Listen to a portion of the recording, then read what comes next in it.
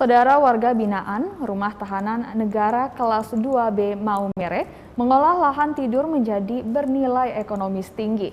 Hasil olahan lahan selain sebagai sumber pemasukan, juga sebagai sarana belajar para warga binaan agar setelah bebas nanti mereka bisa mengolah lahan untuk memenuhi kebutuhan sehari-hari.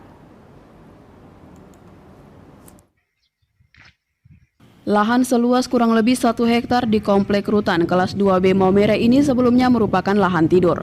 Sejak beberapa bulan terakhir diolah menjadi lahan produktif. Sejumlah tanaman hortikultura ditanam di lokasi ini.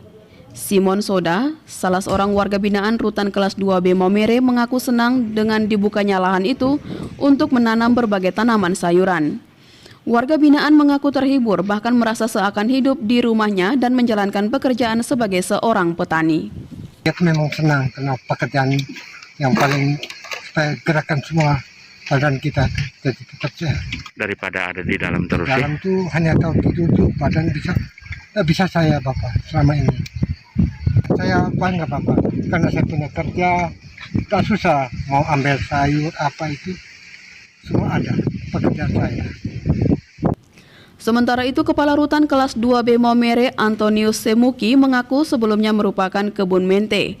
Tetapi karena kurang produktif, maka pihaknya bersama warga binaan menebang semua mente dan dimanfaatkan untuk menanam sayur-sayuran. Misi utama pemanfaatan lahan untuk menanam tanaman sayur-sayuran adalah agar warga binaan bisa belajar bagaimana menanam tanaman sayur-sayuran dengan baik. Hal ini penting agar setelah mereka bebas nanti mereka bisa memanfaatkan ilmu yang ada dengan membuka lahan pertanian untuk mencari uang. Kurang lebih area kita 1 hektar yang kita manfaatkan seperti Bapak sampaikan tadi. Sebelumnya itu adalah hutan mente atau pohon mente yang sudah kurang produktif, jadi kita mengalihkan jadi ke tanaman hortikultura yang dibutuhkan waktu segera untuk memenuhi kebutuhan masyarakat. Nah, di Maumere sendiri kultur tanah ini termasuk bagus untuk hortikultura karena kita melihat saya sudah bertugas di beberapa tempat di Maumere, termasuk daerah yang subur untuk kita itu dan bisa dimanfaatkan yang paling pertama untuk kehidupan mereka, baru mereka berpikir untuk ekonomi mereka.